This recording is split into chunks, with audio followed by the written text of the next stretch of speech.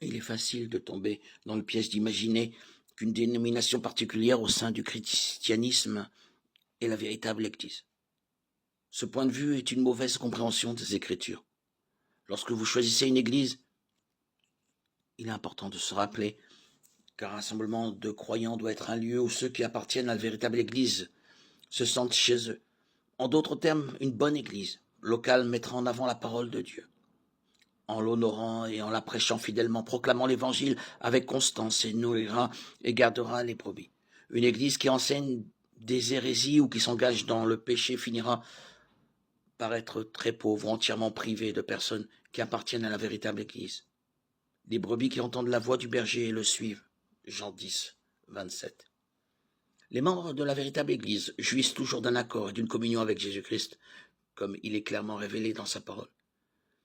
C'est ce qu'on appelle l'unité des chrétiens.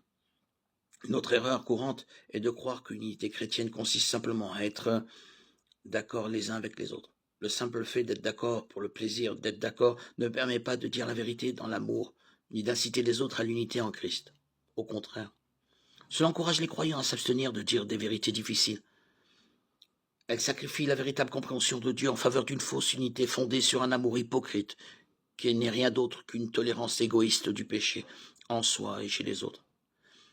La véritable Église est l'épouse du Christ et le corps du Christ. Elle ne peut être contenue, énumérée ou définie par autre chose que son amour pour le Christ et son dévouement à lui. Apocalypse 21, 2, 22, 17, Éphésiens 4, 12, 1 Corinthiens 12, 27.